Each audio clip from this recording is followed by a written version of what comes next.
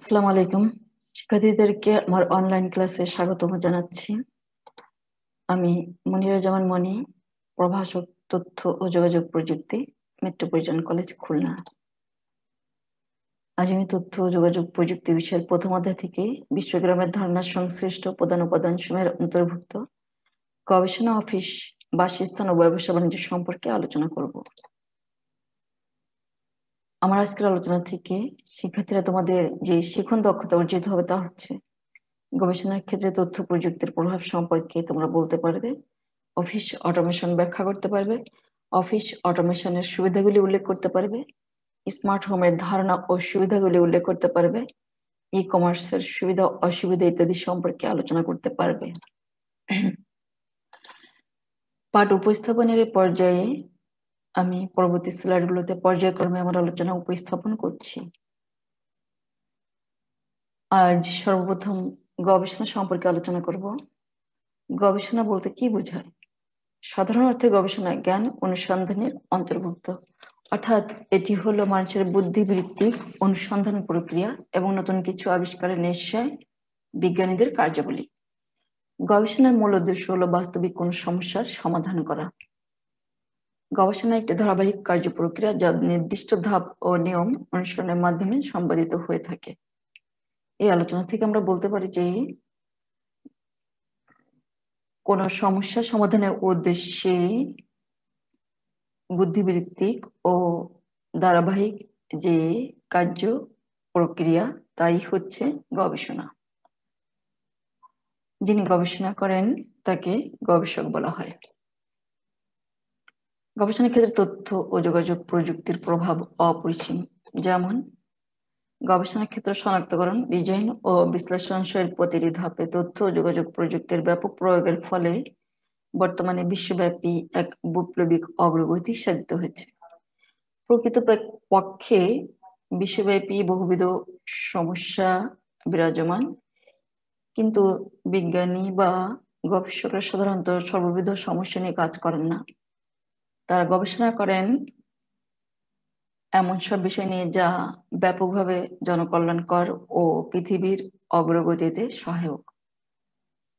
আর গবেষণার ক্ষেত্রে তথ্য ও যোগাযোগ প্রযুক্তি সংযুক্ত হওয়ার কারণে উপযুক্ত গবেষণার ক্ষেত্র শনাক্তকরণ, সেই বিষয়ে গবেষণা করার পূর্বেই গবেষণার জন্য সমস্যাটির প্রয়োজনীয় ডিজাইন ও বিশ্লেষণ করা ইত্যাদি কাজগুলো সহজে করা গবেষক বা বিজ্ঞানীদের জন্য খুবই সহজ হয় এবং এর ফলে তাদের অহেতুক অর্থ, শ্রম ও সময়ের অপচয় রোধ হয়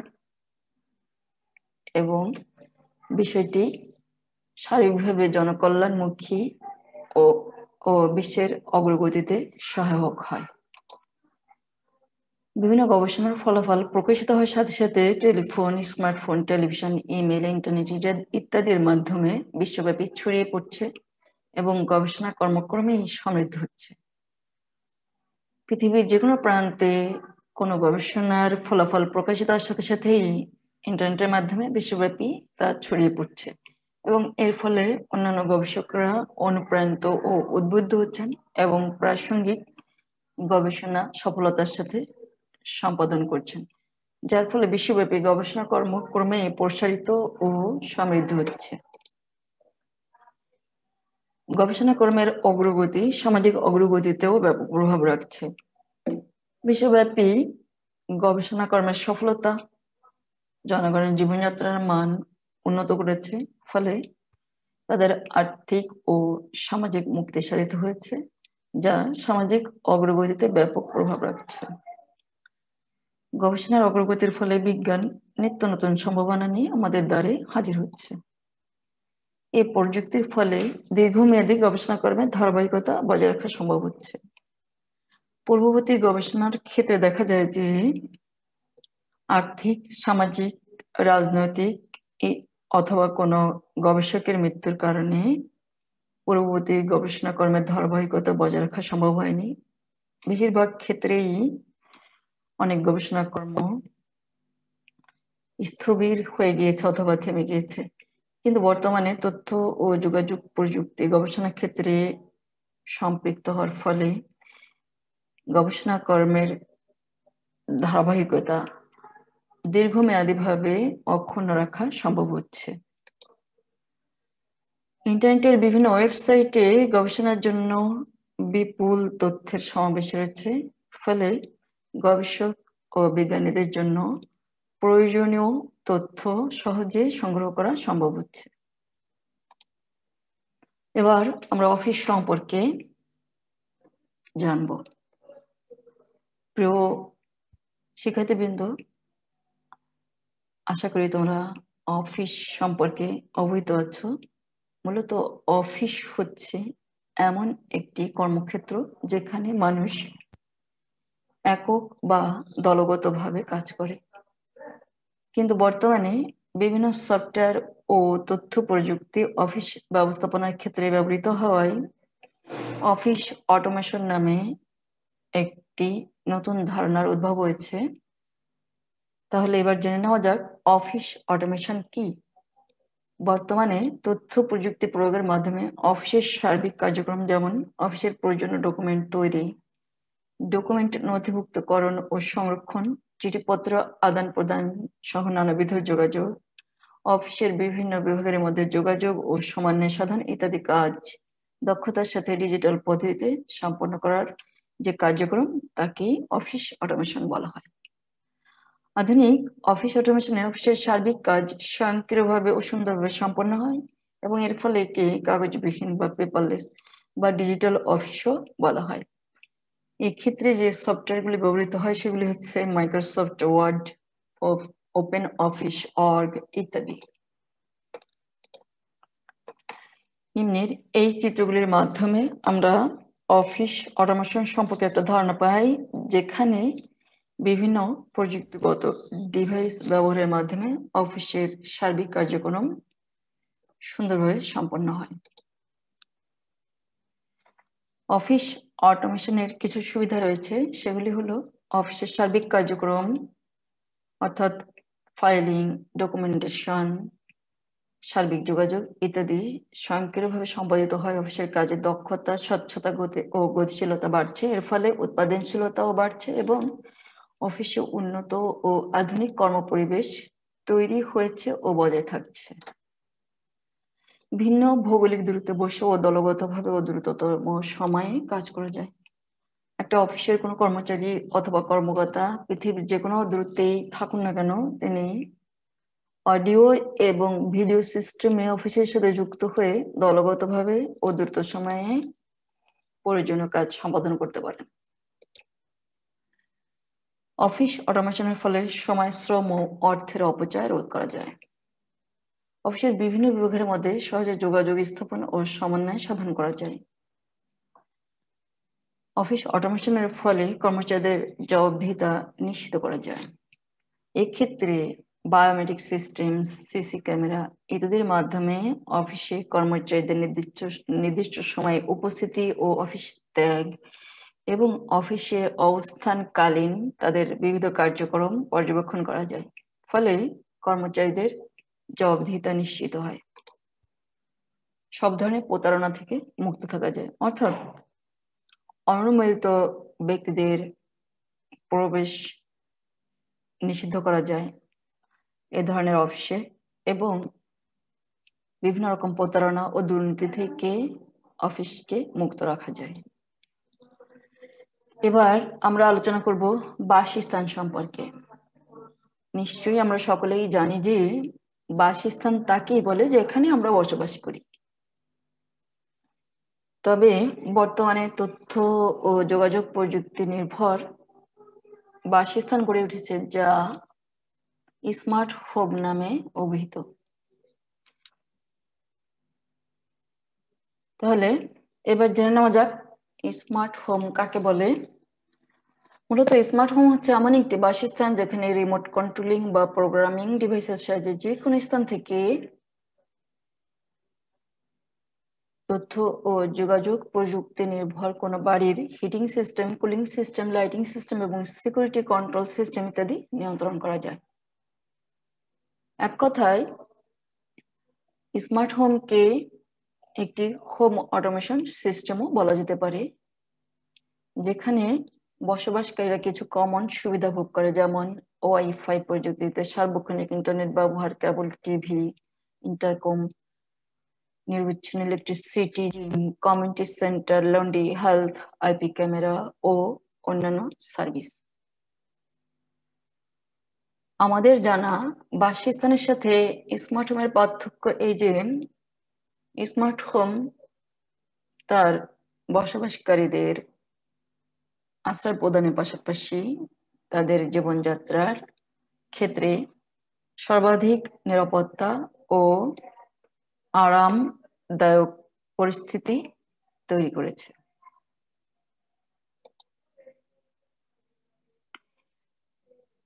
স্মার্ট হোমের একটা কিছু চিত্র অবলোকন করছি, যা থেকে তোমরা স্মার্ট হোম সম্পর্কে সুস্পষ্ট ধারণা পাবে বলেই আমি আশা করছি। স্মার্ট হোমের কিছু সুবিধা রয়েছে, সেই সুবিধাগুলো এবার আলোচনা করা যাক। ঘরে বসে অফিসের কাজ, কনফারেন্স, ডাটা আদান প্রদান করা যায়, কারণ এক্ষেত্রে সার্বক্ষণিক ইন্টারনেটের ব্যবস্থা থাকে। এর ফলে ঘরে বসেই অফিসের কাজ, কনফারেন্স, ডাটা আদান প্রদান করা যায়, ফলে সময়ের অপচয় হয় না এবং খরচ কম হয়। বাইরে থাকাকালীন সময়ে কোনো মেহমান বাসায় এলে সিকিউরিটি অ্যালার্মের সাহায্যে মোবাইল ফোনে তা জানা যায়। বিছানায় থেকে TV, AC, washing machine, oven, fan, light ইত্যাদি রিমোট কন্ট্রোলের সাহায্যে পরিচালনা করা যায়। রিমোট কন্ট্রোলের সাহায্যে গাড়ি, গ্যারেজ, ঘরের দরজা জানালা অভ্যন্তরীণ এবং দূরবর্তী অবস্থানে থাকা অবস্থাতেও খোলা যায়। ঘরে থেকে ইন্টারনেটের সাহায্যে টেলিমেডিসিন পদ্ধতিতে ডাক্তারের সাথে সাক্ষাৎ করে স্বাস্থ্য বিষয়ে পরামর্শ নেওয়া যায়। ট্র্যাকিং ও সেন্সিং প্রযুক্তি ব্যবহার করে ঘরের গুরুত্বপূর্ণ জিনিস যেমন চাবি, মোবাইল, মানিব্যাগ ইত্যাদি খুঁজে বের করা যায়। কম্পিউটার নিয়ন্ত্রিত রোবটের সাহায্যে চা বানানো, কাপড় ধোয়া, ঘরবাড়ি পরিষ্কার ও ময়লা নিষ্কাশন ইত্যাদি করা সম্ভব হচ্ছে। কোনো সন্ত্রাসীর আগমন হলে স্বয়ংক্রিয়ভাবে স্মার্ট হোমে পুলিশকে অবহিত করার ব্যবস্থা রয়েছে। মূলত স্মার্ট হোমের মাধ্যমে মানুষের জীবন যাপন অনেকটা স্বস্তিকর ও আরামদায়ক হয়ে উঠছে। এবার ব্যবসা বাণিজ্য সম্পর্কে আলোচনা করা যাক। পরিচালিত যে ধারণা, সে ধারণা অনুযায়ী ব্যবসা বলতে পণ্য ক্রয় বিক্রয় করাকে বোঝায়। আইন অনুসারে ব্যবসা বলতে সেই সংগঠনকে বোঝায় যা অর্থের বিনিময়ে ক্রেতাকে পণ্য বা সেবা অথবা দুটি সুবিধাই প্রদান করে থাকে। বর্তমানে তথ্য ও যোগাযোগ প্রযুক্তির ফলে ব্যবসা এখন বিশ্বব্যাপী বিস্তৃতি লাভ করেছে এবং আধুনিক এই ব্যবসাকেই বলা হয় ই কমার্স। ই কমার্স হচ্ছে ইলেকট্রনিক কমার্স এবং বর্তমানে বিশ্বব্যাপী ইন্টারনেটের মাধ্যমে ইলেকট্রনিক পদ্ধতিতে কোনো পণ্য বা সেবা ক্রয় বিক্রয়ের কাজকে ই কমার্স বলা হয়। alibaba.com, amazon.com ইত্যাদি হচ্ছে ই কমার্স ভিত্তিক ব্যবসা প্রতিষ্ঠান। ইন্টারনেট বা অন্য কোনো ইলেকট্রনিক মিডিয়ার মাধ্যমে কোনো পণ্য বা সেবা ক্রয় করলে তাকে অনলাইন শপিং বলা হয়। অনলাইন শপিং পদ্ধতি বর্তমানে জনপ্রিয় হয়ে উঠেছে এবং এই পদ্ধতিতে কেনাকাটা করা অধিকতর শ্রম, অর্থ ও সময় সাশ্রয়ী এবং সুবিধাজনক ব্যবস্থা। ই কমার্সের চিত্র দেখি এবার। এই চিত্রগুলো থেকে ই কমার্স সম্পর্কে একটা সম্যক ধারণা পাওয়া যেতে পারে। একজন ক্রেতা অনলাইনে তার প্রয়োজনীয় পণ্যগুলি সম্পর্কে খুব সুস্পষ্টভাবে জেনে নিতে পারে। তার দাম, কোথায় পণ্যটি সুলভে পাওয়া যেতে পারে এবং ইন্টারনেটের মাধ্যমেই প্রতিষ্ঠানকে অর্ডার করতে পারে এবং ইলেকট্রনিক ফান্ড ট্রান্সফার সিস্টেমের মাধ্যমে মূল্য পরিশোধ করে তার কাঙ্ক্ষিত পণ্যটি পেতে পারে। ই কমার্সের কিছু বৈশিষ্ট্য এবার আলোচনা করা যাক। ই কমার্স হচ্ছে একটি বিশ্বব্যাপী অনলাইন ভিত্তিক ব্যবসা। এর ফলে ই কমার্সের মাধ্যমে যে পণ্যগুলি ব্যবসায়ীরা বিক্রয় করার জন্য নির্বাচন করেন সেই পণ্যগুলি সাধারণত আন্তর্জাতিক মানসম্পন্ন হয়ে থাকে। এক্ষেত্রে ক্রেতা ও বিক্রেতা উভয়ের পারস্পরিক যোগাযোগ সহজেই ঘটে ও বজায় থাকে। পণ্য বা সেবা এবং বিক্রেতা সম্পর্কে পর্যাপ্ত তথ্য পাওয়া যায় এবং এই ক্ষেত্রে ব্যক্তিগত যত্নশীলতা বিদ্যমান থাকে, কারণ বিশ্বব্যাপী ক্রেতাদের চাহিদার প্রতি লক্ষ্য রেখেই একজন বিক্রেতা এক্ষেত্রে যথেষ্ট যত্নশীল হয়ে থাকেন।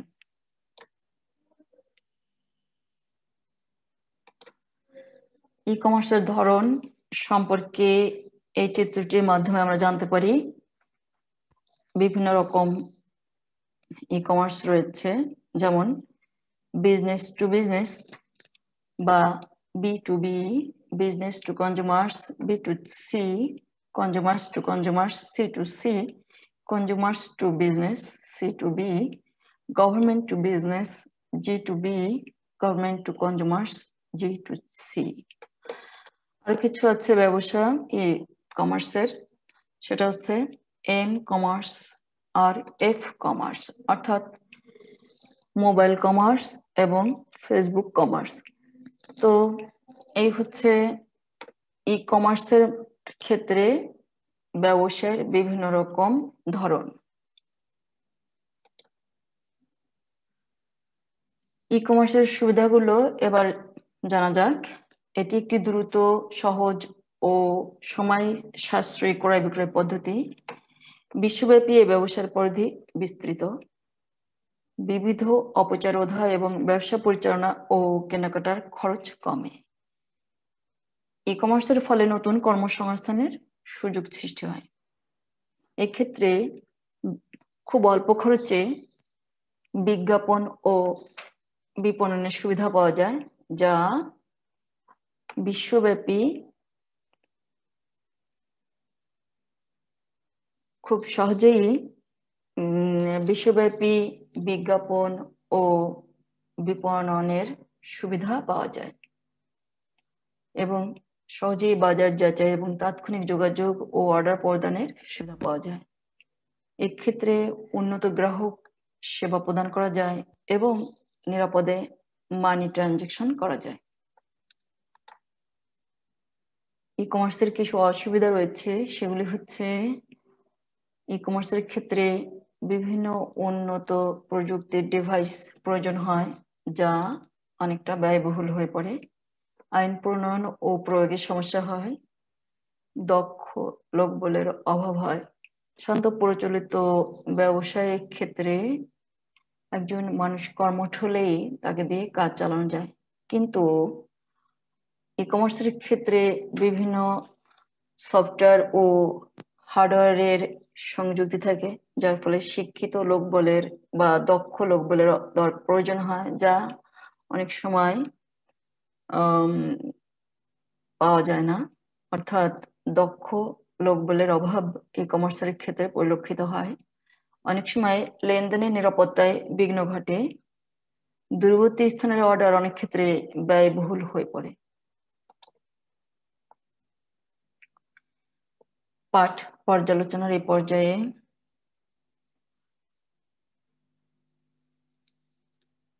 আমি যে বিষয়টি বলতে চাই সেটি হচ্ছে, আমাদের আলোচনার বিষয়গুলো ছিল গবেষণা, অফিস, বাসস্থান ও ব্যবসা বাণিজ্যের সংজ্ঞা, প্রয়োগ, বৈশিষ্ট্য, প্রকারভেদ, সুবিধা অসুবিধা ইত্যাদি, এবং এই বিষয়গুলি নিয়ে সার্বিকভাবে আলোচনা করা হয়েছে।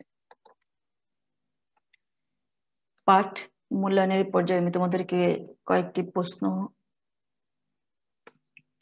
তোমাদের জন্য আমি উল্লেখ করছি। যে প্রশ্নগুলির উত্তর প্রদানে যদি তুমি সক্ষম হও, তাহলে আজকের এই আলোচনাটি তোমার জন্য ফলপ্রসূ হয়েছে বলে মনে করতে পারো। গবেষণা ক্ষেত্রে তথ্য ও যোগাযোগ প্রযুক্তির প্রভাব উল্লেখ করো। অফিস অটোমেশন কি? স্মার্ট হোমের সুবিধাসমূহ উল্লেখ করো। ই কমার্সের বৈশিষ্ট্যসমূহ উল্লেখ করো। বাড়ির কাজ হিসেবে থাকছে ই কমার্স কি, ই কমার্সের ধরন এবং সুবিধা অসুবিধা উল্লেখ করো।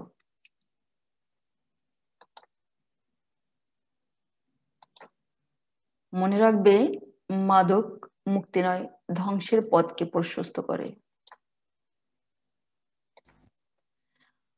আমার সাথে আলোচনায় অংশ নেওয়ার জন্য তোমাদেরকে ধন্যবাদ জানাচ্ছি।